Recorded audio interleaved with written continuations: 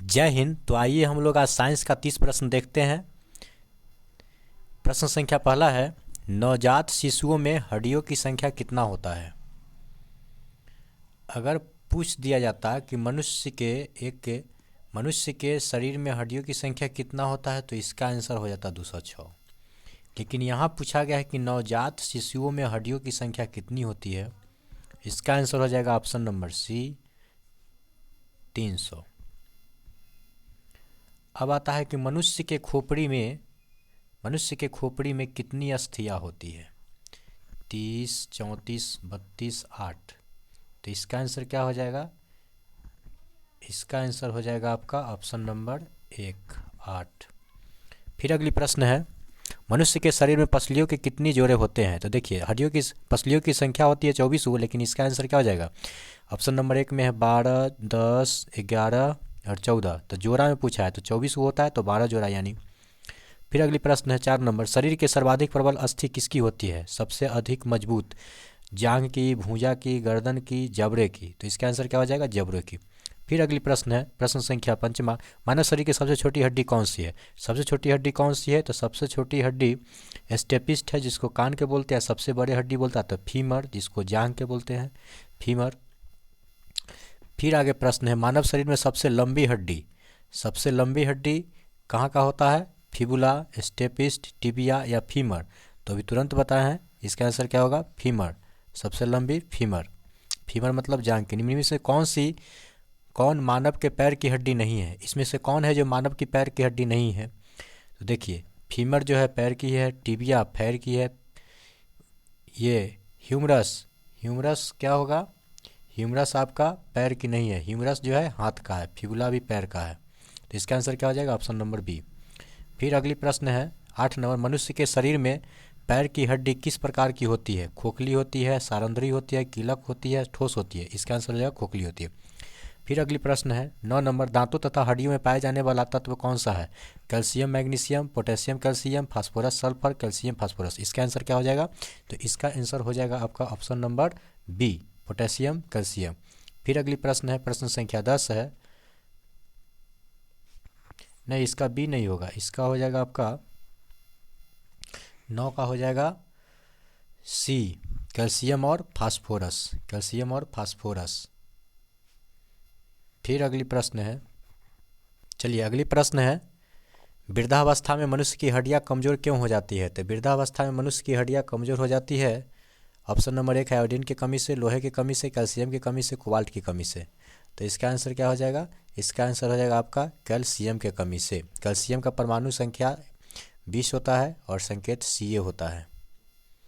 अस्थि में कौन सा लवण सर्वाधिक मात्रा में होता है। अस्थि मतलब हड्डी में कौन सी सर्वाधिक मात्रा में होता है। Calcium phosphate, sodium phosphate, ferric, magnesium. इसका आंसर क्या हो जाएगा, इसका आंसर हो जाएगा आपका ऑप्शन नंबर 1, कैल्शियम फास्फेट। प्रश्न संख्या 12 है, अस्थियों और पेशियों में को आपस में कौन जोड़ता है। लिगामेंट, टेंडन, उपास्थि, एक नई छोटी पेशी। तो इसका आंसर हो जाएगा आपका ऑप्शन नंबर बी, टेंडन। फिर अगली प्रश्न है 13 नंबर, मनुष्य के जीवन काल में कितने दांत 2 बार जन्म लेते हैं। तो देखिए 12 होगा, 28 या 4 या 20। तो इसका आंसर हो जाएगा 20। और जीवन भर में कितने दांत जन्मते हैं। तो कितने दांत जन्मते हैं, 52, 32 और 20।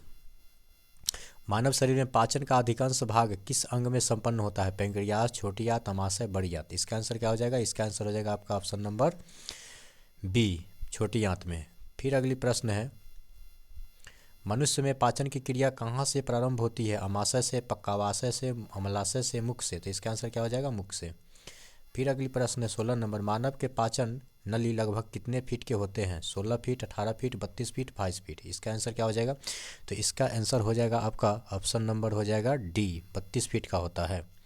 फिर आगे प्रश्न है, मुख में मंड अर्थात स्टार्च का शर्करा में पाचन किसके द्वारा होता है। मंड अर्थात स्टार्च का शर्करा में पाचन किसके द्वारा होता है। Amylase, ptyalin, pepsin, lipase. तो इसका आंसर क्या हो जाएगा, इसका आंसर हो जाएगा आपका ऑप्शन नंबर बी।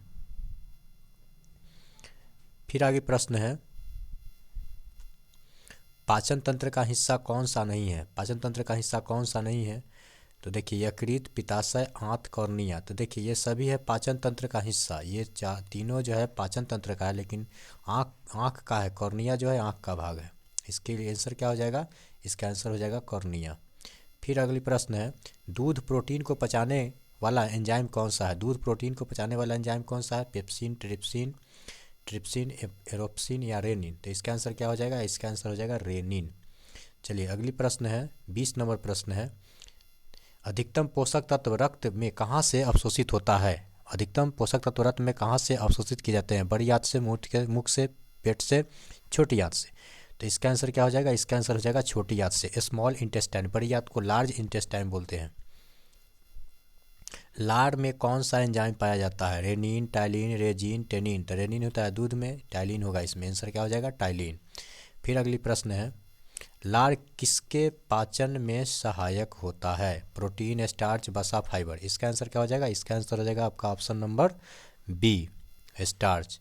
फिर अगली प्रश्न है, 23 नंबर प्रश्न है, मानव शरीर में भोजन का रक्त द्वारा अवशोषण कहाँ पर सर्वाधिक होता है? यकृत में, अमाशय में, बड़ी आंत में, छोटी आंत में? तो इसका आंसर क्या हो जाएगा, इसका आंसर आपका हो जाएगा ऑप्शन नंबर सी, छोटी आंत, स्मॉल इंटेस्टाइन। फिर 24 नंबर प्रश्न है, प्रोटीन का पाचन कहाँ से प्रारंभ होता है? प्रोटीन का पाचन कहाँ से प्रारंभ होता है? लेकिन अगर आएगा कि भोजन का पाचन कहाँ से होता है तो मुख से, लेकिन प्रोटीन का पाचन कहाँ से होता है? ऑप्शन नंबर 1 है छोटी आंत, मुख गुहा, ग्रासनली, उदर? इसका आंसर क्या हो जाएगा, इसका आंसर हो जाएगा आपका ऑप्शन नंबर डी, उदर। फिर अगली प्रश्न है, पेप्सिन क्या है? What is pepsin? एंजाइम है, प्रोटीन, विटामिन है, हार्मोन है, खनिज है? तो पेप्सिन क्या है, पेप्सिन जो है एंजाइम है। फिर अगली प्रश्न क्या होगा, पेप्सिन क्या है? ये तो एंजाइम है, हो गया। पेप्सिन बदल देता है, पेप्सिन किसको किस में बदलता है? स्टार्च को शर्करा में, प्रोटीन को पॉलीपेप्टाइड में, प्रोटीन को अमीनो अम्ल में, या वसा को वसा अम्ल में? तो इसका आंसर क्या हो जाएगा, इसका आंसर हो जाएगा आपका ऑप्शन नंबर बी, प्रोटीन को पॉलीपेप्टाइड में। प्रश्न संख्या 28 है, पाचन की क्रिया में प्रोटीन निम्नलिखित में से किस पदार्थ में बदल जाते हैं? पाचन की क्रिया में प्रोटीन निम्नलिखित में से किस पदार्थ में बदल जाते हैं? वसा, एमिनो अम्ल, ग्लूकोज, शर्करा? तो इसका आंसर क्या हो जाएगा, इसका आंसर आपका हो जाएगा ऑप्शन नंबर सी, एमिनो अम्ल में। फिर अगली प्रश्न है, निम्न में से कौन सा अंग मानव शरीर में ग्लाइकोजन के रूप में कार्बोहाइड्रेट को जमा करता है? आंत, अमाशय, अग्नाशय, यकृत? इसका आंसर क्या हो जाएगा, इसका आंसर आपका हो जाएगा ऑप्शन नंबर डी, यकृत। इस सेशन का लास्ट एवं आखिरी प्रश्न है कि पित्त निम्न में से किसके द्वारा पैदा होता है? पित्त किसके द्वारा पैदा होता है? यकृत के द्वारा, अग्नाशय के द्वारा, अमाशय के द्वारा, या ग्रहणी के द्वारा? अगर आपको इस क्वेश्चन का आंसर पता है तो आप कमेंट बॉक्स में ज़रूर आंसर दीजिएगा। कैसा लगा सेशन?